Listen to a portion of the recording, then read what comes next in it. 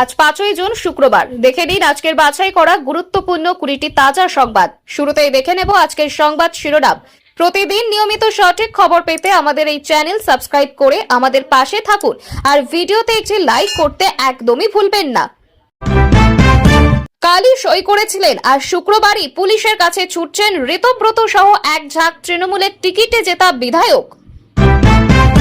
মানুষের ছদ্মবেশের সাপ ঋতব্রতকে আক্রমণ করেও দিলীপকে ফোন বাবুলের, ফের ফুল বদলের ইঙ্গিত। মমতার অবশিষ্ট তৃণমূলকেও শেষ করতে চান অধীর, ঘাসফুল কর্মীদের কংগ্রেসে যোগদানের ডাক। বন্ধুর জন্য বড় পদক্ষেপ, রাজ্যসভা আসন কংগ্রেসকে ছাড়ল টিভিকে, জোট রাজনীতিতে নয়া বার্তা বিজয়ের।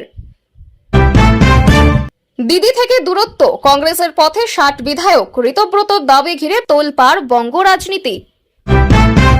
বিধায়কদের পর মমতার হাত ছাড়ছেন অন্তত 20 জন সাংসদ, কারা তারা জল্পনা তুঙ্গে। মমতা আমাকে একবার অনুরোধ করুন, দায়িত্ব নিয়ে বিধানসভায় পাঠাবো, উপায় বাতলে দিলেন হুমায়ুন। সুরেন্দ্রনাথ কলেজের ঘটনায় গ্রেপ্তার দেবাশিস ঘনিষ্ঠ, টাকা এসি বেডরুম কাণ্ডে ধরা পড়ল পরিতোষ দত্ত। গ্রেপ্তার কলকাতার আরও এক তৃণমূল কাউন্সিলর, শ্লীলতাহানি এবং হুমকি দেওয়ার অভিযোগ, পুরুষ সদস্যদের গ্রেপ্তারি বেড়ে 5। তিনি অসুস্থ, তাকে 14 দিন দেয়া হোক, মেসি কাণ্ডে বিধাননগর পুলিশের কাছে সময় চাইলেন অরূপ বিশ্বাস। তৃণমূল বিধায়ক সন্দীপন সাহার বাড়ির সামনে বিজেপির বিক্ষোভ, সরগরম এলাকা। কালীঘাটে পরপর ফোন, ঋতব্রত শিবির ছেড়ে দিদির কাছে ফিরতে চাইছে তৃণমূল এমএলএরা। দিল্লির সেই 13 মিনিটেই কি লেখা হলো তৃণমূলের ভাগ্য, দল বাঁচাতে মমতার চরম পদক্ষেপ। ঋতব্রতদের শিবিরে আজ যোগ আরও এক বিধায়কের, এবার কে? তৃণমূলের বিদ্রোহী দলে কত হলো সংখ্যা? তাসের ঘরের মতো ভাঙছে দল, দল ত্যাগীদের তীব্র আক্রমণ করে মমতার পাশে মহুয়া। সই তালিকা গোপন কেন, কিসের লুকোচুরি? তৃণমূলের বিদ্রোহী বিধায়কদের 4 প্রশ্নে বিঁধলেন কুণাল ঘোষ। যে কোনো মুহূর্তে কি গ্রেপ্তার হবেন অভিষেক? দিলীপ ঘোষের মন্তব্যে তোলপাড় রাজ্য রাজনীতি। দলনেত্রীর মস্ত ভুল, দুর্নীতি রুখতে কঠোর হননি মমতা, তৃণমূলের ঐতিহাসিক ভাঙনের পরই বাবুলের বিস্ফোরক পোস্ট। গ্রেপ্তার হবেন মমতা, দেশবিরোধী মন্তব্যের অভিযোগে ফের দায়ের এফআইআর। শহরে এত বেআইনি কেন, ফিরাতকে সরাসরি তলব করলেন মুখ্যমন্ত্রী শুভেন্দু। প্রশাসনিক বৈঠকে কুণাল ঘোষ, হকার উচ্ছেদ আটকাতে আর্জি মুখ্যমন্ত্রীর কাছে, কি বললেন শুভেন্দু। সুরেন্দ্রনাথ কলেজের ঘটনায় গ্রেপ্তার দেবাশিস ঘনিষ্ঠ, টাকা এসি বেডরুম কাণ্ডে ধরা পড়ল পরিতোষ দত্ত। এতক্ষণ শুনছিলেন সংবাদ শিরোনাম, এবারে আসছে বিস্তারিত খবরে। গ্রেপ্তার হবেন মমতা, দেশবিরোধী মন্তব্যের অভিযোগে ফের দায়ের এফআইআর। পশ্চিমবঙ্গের রাজনীতিতে ফের নতুন করে বিতর্কের ঝড় উঠেছে মুখ্যমন্ত্রী মমতা বন্দ্যোপাধ্যায়কে ঘিরে। সম্প্রতি তার একটি বক্তব্যকে কেন্দ্র করে দেশবিরোধী মন্তব্যের অভিযোগ তুলে ফের এফআইআর দায়ের করা হয়েছে বলে রাজনৈতিক মহলে চাঞ্চল্য ছড়িয়েছে। বিরোধী শিবিরের দাবি, মুখ্যমন্ত্রীর বক্তব্য দেশের সাংবিধানিক কাঠামো ও জাতীয় স্বার্থের পরিপন্থী। সেই অভিযোগের ভিত্তিতে আইনি পদক্ষেপ নেওয়া হয়েছে।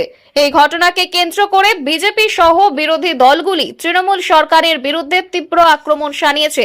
তাদের দাবি, সাধারণ মানুষের বিরুদ্ধে দ্রুত পদক্ষেপ নেওয়া হলে শাসক দলের শীর্ষ নেতৃত্বের বিরুদ্ধে অভিযোগ উঠলে প্রশাসন নীরব থাকে। অন্যদিকে তৃণমূল কংগ্রেসের বক্তব্য, রাজনৈতিক উদ্দেশ্য প্রণোদিতভাবেই মুখ্যমন্ত্রীকে হেনস্থা করার চেষ্টা। দলের একাধিক নেতা দাবি করছেন, মমতা বন্দ্যোপাধ্যায় বরাবরই সংবিধান ও গণতন্ত্রের পক্ষে কথা বলেন, তাই তাকে দেশবিরোধী বলার কোনো ভিত্তি নেই। আইন বিশেষজ্ঞদের একাংশের মতে এফআইআর দায়ের হলেই গ্রেপ্তার অবশ্যম্ভাবী নয়। অভিযোগের গুরুত্ব, প্রমাণ ও তদন্তের অগ্রগতির উপর নির্ভর করবে পরবর্তী পদক্ষেপ। তবে বিরোধীদের লাগাতার আক্রমণ এবং রাজনৈতিক উত্তাপের জেরে বিষয়টি এখন রাজ্যের অন্যতম আলোচিত ইস্যুতে পরিণত হয়েছে। এদিকে সোশ্যাল মিডিয়াতেও বিষয়টি নিয়ে তুমুল বিতর্ক শুরু হয়েছে। কেউ মুখ্যমন্ত্রীর পাশে দাঁড়িয়েছেন, আবার কেউ কড়া সমালোচনা করেছেন। রাজনৈতিক পর্যবেক্ষকদের মতে আগামী দিনে এই ঘটনাকে কেন্দ্র করে রাজ্যের রাজনীতিতে আরও সংঘাত বাড়তে পারে।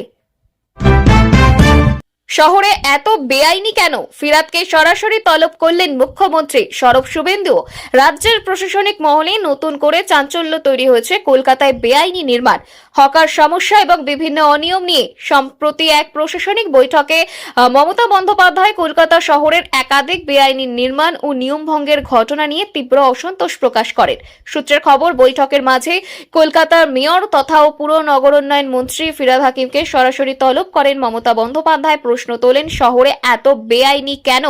মুখ্যমন্ত্রীর এই কড়া অবস্থানের পর প্রশাসনের অন্দরমহলে ব্যাপক চাপ তৈরি হয়েছে বলেই জানা যাচ্ছে।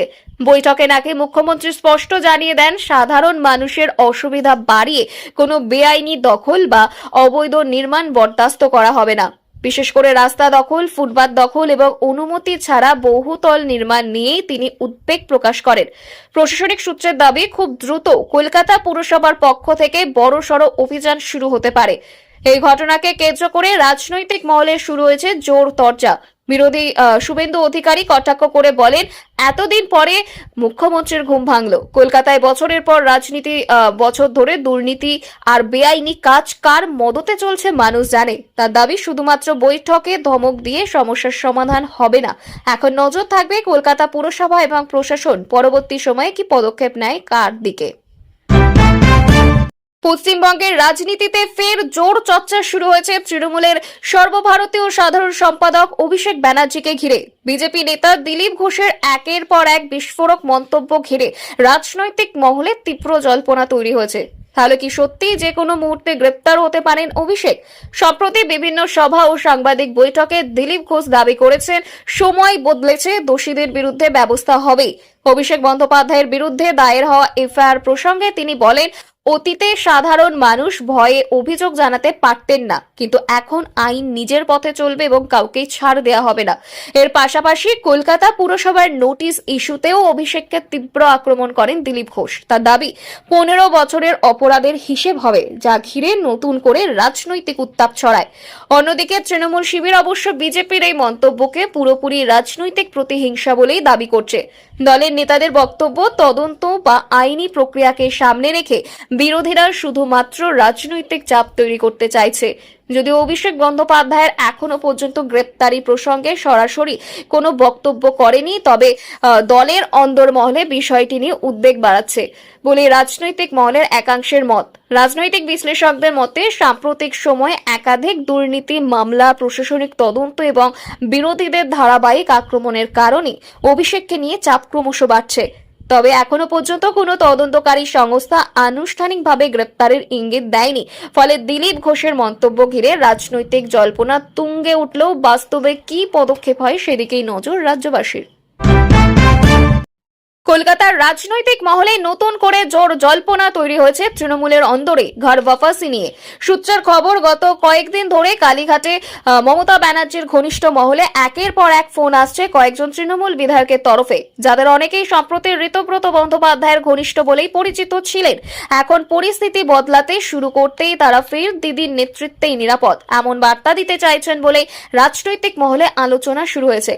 দলীয় সূত্রের দাবি, সাম্প্রতিক সাংগঠনিক টানাপোড়েন এবং একাধিক বিতর্কের পর অনেক বিধায়ক বুঝতে পারছেন যে মূল সংগঠন থেকে দূরে গেলে আগামী নির্বাচনে রাজনৈতিক ভবিষ্যৎ অনিশ্চিত হয়ে পড়তে পারে।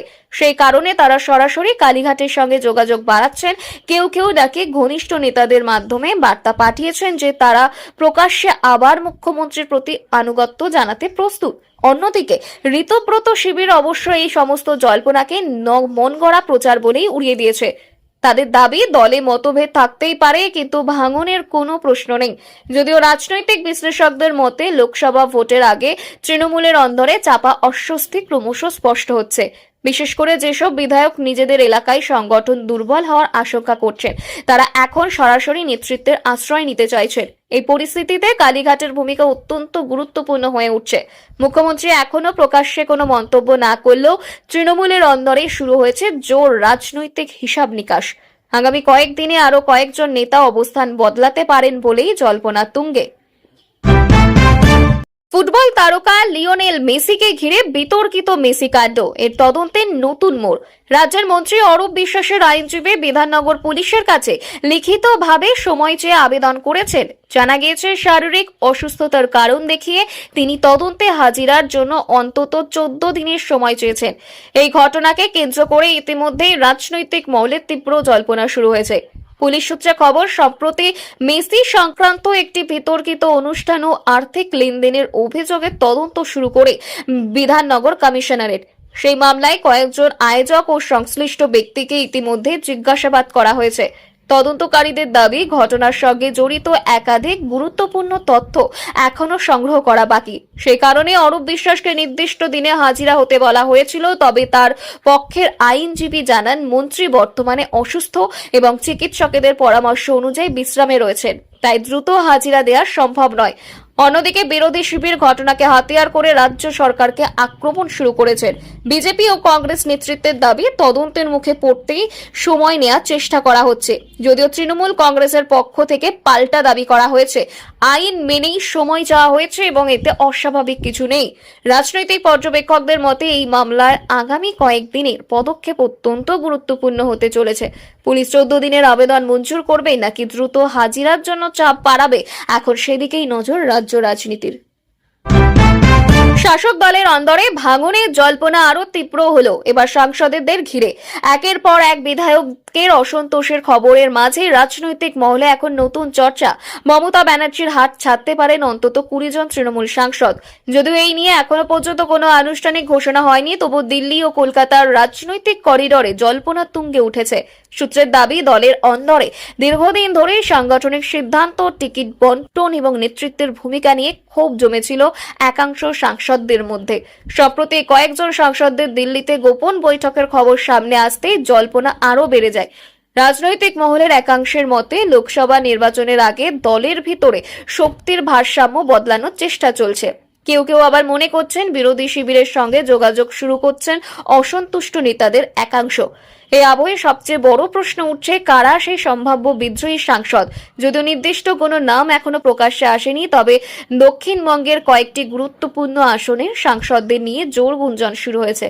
শাসক দলের অন্দরে এই পরিস্থিতি নিয়ে অস্বস্তি বাড়ছে বলেই মনে করছে রাজনৈতিক মহল। তবে তৃণমূলের পক্ষ থেকে সমস্ত জল্পনাকে ভিত্তিহীন ও রাজনৈতিক উদ্দেশ্য প্রণোদিত বলেই দাবি করা হয়েছে।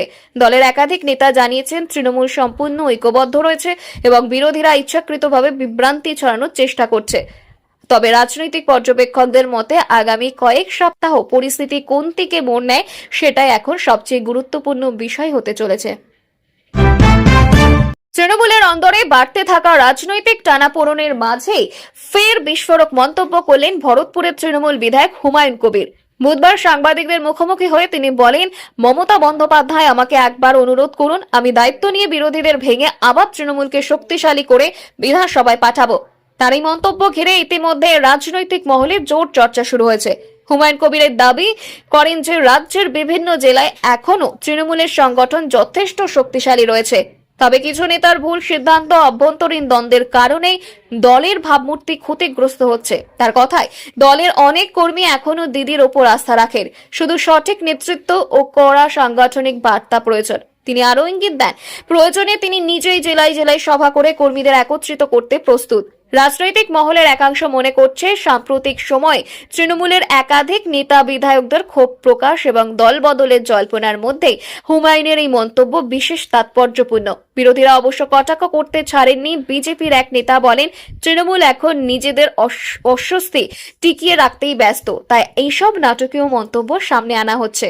যদিও তৃণমূলের শীর্ষ নেতৃত্ব এখনো এই বিষয়ে আনুষ্ঠানিক প্রতিক্রিয়া দেয়নি, তবে দলের অন্দরে হুমায়ুন কবিরের বক্তব্য নিয়ে জোর আলোচনা শুরু হয়েছে। অনেকেই মনে করছেন, আগামী দিনে দলের সাংগঠনিক রদবদল ও রাজনৈতিক কৌশল তার ভূমিকা আরও গুরুত্বপূর্ণ হয়ে উঠতে পারে। পশ্চিমবঙ্গের রাজনৈতিক অস্থিরতার আবহে ফের তৃণমূল কংগ্রেসকে তীব্র আক্রমণ করলেন প্রদেশ কংগ্রেস নেতা অধীর রঞ্জন চৌধুরী। বুধবার বহরমপুরে এক দলীয় কর্মসূচিতে বক্তব্য রাখতে গিয়ে তিনি সরাসরি তৃণমূল কর্মীদের যোগ দেওয়ার আহ্বান জানান কংগ্রেসে। তার দাবি, মমতা বন্দ্যোপাধ্যায়ের নেতৃত্বে তৃণমূল এখন আর আগের জায়গায় নেই, দলের ভেতরে ভাঙন শুরু হয়ে গিয়েছে।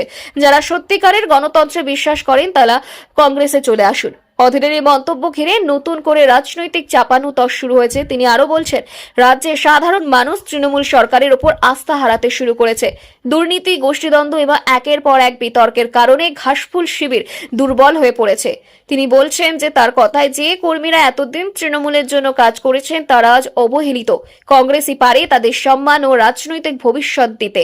রাজনৈতিক বিশ্লেষকদের মতে রাজ্য বিরোধী শক্তিশালী পুনরুজ্জীবিত করতে কংগ্রেস এখন তৃণমূলের অসন্তুষ্ট কর্মীদের টার্গেট করে সংগঠন বাড়ানোর চেষ্টা করছে। অন্যদিকে তৃণমূল এই মন্তব্যকে গুরুত্ব দিতে নারাজ। দলের এক মুখপাত্র কটাক্ষ করে বলেন, যে কংগ্রেস নিজেদের সংগঠনকে সামলাতে পারছেন না তারা আবার তৃণমূল কর্মীদের ডাক দিচ্ছে। বাংলার মানুষ জানেন কারা উন্নয়ন করছে, তবে রাজনৈতিক মহলের একাংশ মনে করছে লোকসভা ভোটের আগে বিরোধী রাজনীতিতে নতুন সমীকরণ তৈরি করতে অধীরের এই কৌশলী বার্তা। আগামী দিনে তৃণমূলের অন্দরে অসন্তোষ বাড়লে কংগ্রেস সেই সুযোগ কাজে লাগানোর চেষ্টা করবে বলেই মত রাজনৈতিক বিশেষজ্ঞদের।